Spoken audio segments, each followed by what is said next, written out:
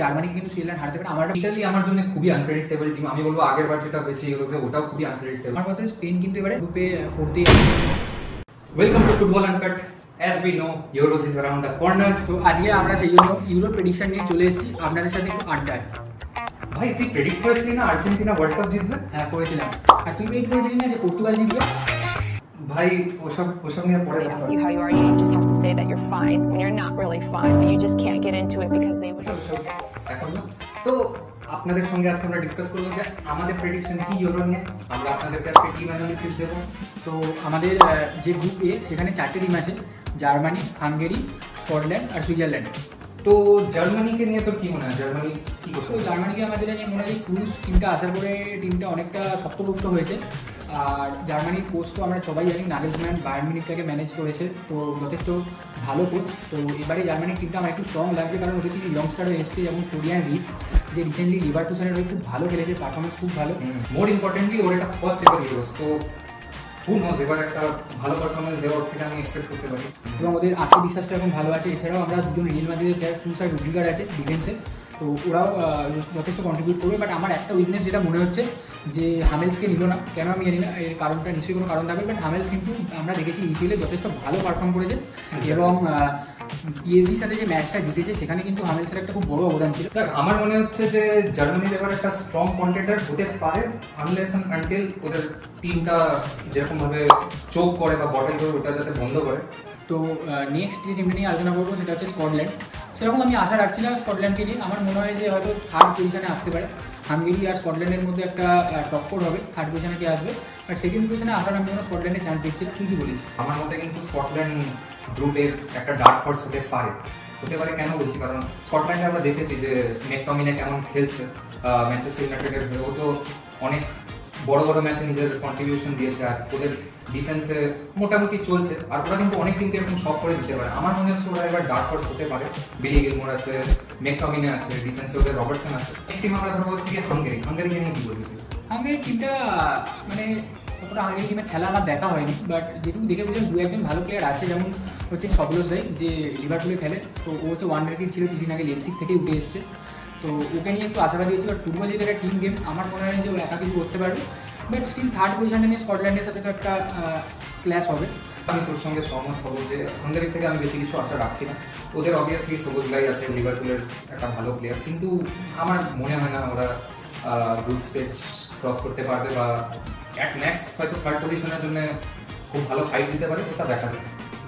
তো এরপরে টিমটা হচ্ছে সুইজারল্যান্ড, যেটা আমি বলবো যে এবারে ডার্ক হর্স ইউরোতে। তো তুই আমার সাথে একমত হবি?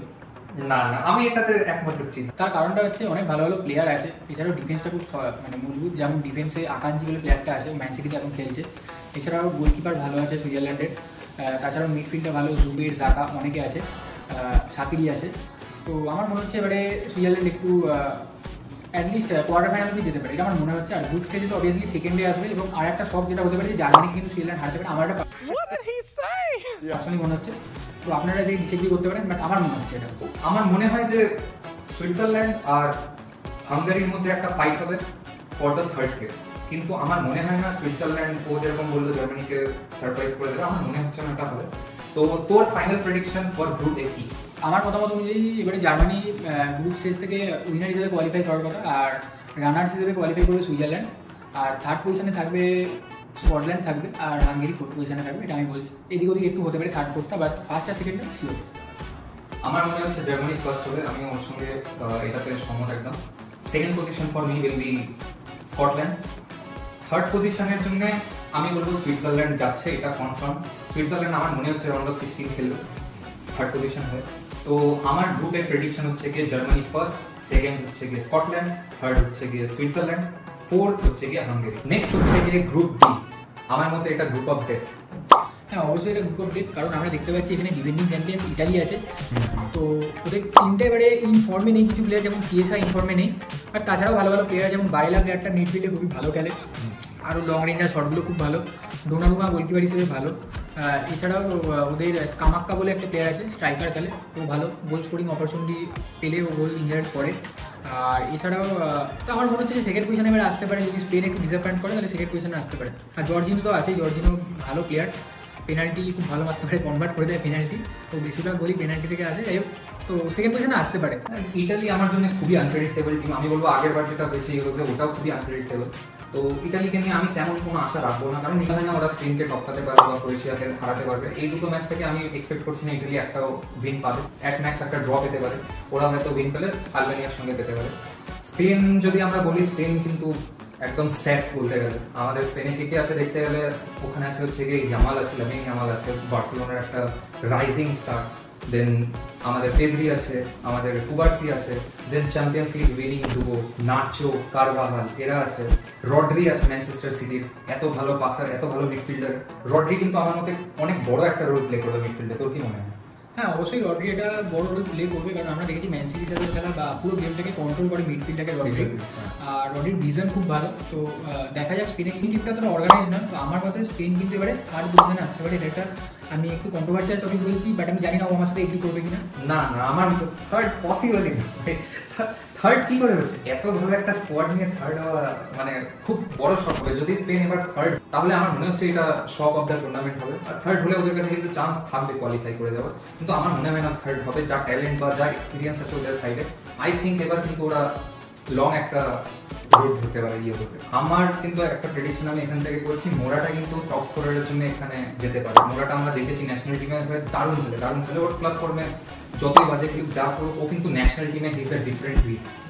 নেক্সট আমরা কথা বলবো হচ্ছে কি ক্রোয়েশিয়া নিয়ে। আমার খুব পছন্দের একটা টিম ক্রোয়েশিয়া। তুই কি বলবি ক্রোয়েশিয়া নিয়ে? হ্যাঁ, ক্রোয়েশিয়াকে নিয়ে আমারও একটা আশা আছে যে এই গ্রুপে তো টপ করবেই আমার মতে, মানে 90% চান্স ক্রোয়েশিয়া টপ করবে। আর ক্রোয়েশিয়ার তো ভালো ভালো প্লেয়ার তো অনেক আছে, যে ডিফেন্স লাইনটা ওদের খুব ভালো।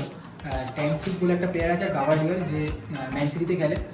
আর ক্রোয়েশিয়ার যে মানে অ্যাকচুয়াল কোনো শুধুমাত্র ইন্ডিভিজুয়াল প্লেয়ার না, ওদের অ্যাজ আ টিম কিন্তু খুব ভালো। ওদের ফরওয়ার্ড লাইনেও ক্রামরিচ বলে একটা প্লেয়ার আছে, ও মানে ন্যাশনাল টিমের হয়ে মানে কনসিস্টেন্টলি ভালো পারফর্ম করা। তো মনে হয় গ্রুপে তো টপ আসছে একদম 90% আমার মনে হচ্ছে আসবে। না, আমি এটা হতে পারে ক্রোয়েশিয়া কিন্তু টপ করতে পারে। ওদের midfield one of the best midfield in the euros. আমি কেন বলছি, কারণ মডরিচ আছে, obviously is a all time great. Then ওকে সাপোর্ট করার জন্য ওখানে ব্রোজোভিচ আছে, অনেকটা ইনফর্ম প্লেয়ার ব্রোজোভিচ আছে, দেন কোভাচিচ আছে, পেরিসিচের এটা লাস্ট ইউরোস হতে চলেছে। তো ক্রোয়েশিয়া থেকে কিন্তু আমরা অনেক এক্সপেক্ট করি। আর আমরা দেখেছি ক্রোয়েশিয়ার গোলকিপার কিন্তু ন্যাশনাল টিমে আমাদের দারুণ ডিউটি দেয়। আমরা ওর খেলা ওয়ার্ল্ড কাপে লাস্ট দেখেছি, লিভাকোভিচ। তো লিভাকোভিচ থেকে এবারও খুব ভালো এক্সপেকটেশন আছে। যেই গ্রুপেও করেছে ওখান থেকে কিন্তু ও নিজেকে প্রুভ করতে পারলে দেয়ার আর ক্লাবস গোয়িং ফর হিম, এটা আমার মনে হয়। দেন আমার মতে ক্রোয়েশিয়া খুব ভালো টিম। রিসেন্ট ফুটবলে Croatia one of the best teams in the world. খুব পছন্দের টিম সবাই, কারণ অবভিয়াসলি ফর মডরিচ, ওটার জন্য একটা সফট স্পট সবাই আছে তার। তো আমার মনে হচ্ছে ক্রোয়েশিয়া এবার একটা ভালো কিছু করতে পারে। নেক্সট আমাদের টিম আলবেনিয়া। তো এটাকে নিয়ে বেশি কিছু বলার নেই, কারণ এদের খেলাটা আমরা দেখি না অতটা। তো মনে হয় তো গ্রুপে ফোর্থেই আসবে, জানি না যদি কিছু সারপ্রাইজ করে। আমার এই বিষয়ে কোনো মতামত নেই, তুই কিছু বলবি? না, আলবেনিয়াকে নিয়ে আমারও তেমন কোনো মতামত নেই। আমার মনে হচ্ছে ওরা ফোর্থই আসবে, অবভিয়াস ব্যাপার। এত টিমকে টপকানো মুখের কথা না। তোর কি মনে হয় গ্রুপ বি প্রেডিকশন তোর মতে কি? তো গ্রুপ বি প্রেডিকশন আমার মতে ফার্স্ট র্যাঙ্কে আসবে ক্রোয়েশিয়া, সেকেন্ডে আসবে হচ্ছে ইটালি, থার্ডে আসবে স্পেন, আর ফোর্থে আলবেনিয়া। আমার মতে ফার্স্ট হবে হচ্ছে গিয়ে স্পেন, সেকেন্ড হবে হচ্ছে গিয়ে ক্রোয়েশিয়া, থার্ড হবে ইটালি, ফোর্থ অবভিয়াসলি আলবেনিয়া। তো এই হচ্ছে গিয়ে আমাদের প্রেডিকশনস আর ডিসকাশনস। আপনাদের যদি ভিডিওটা ভালো লেগে থাকে সাবস্ক্রাইব করে দিন। আমাদের আরো মজার ভিডিওস আসবে, আরো মজার ডিসকাশনস আসবে। আমাদেরকে ফেসবুক আর ইনস্টাগ্রামে ফলো করে নিতে পারেন, লিংক ইন দ্য ডেসক্রিপশন।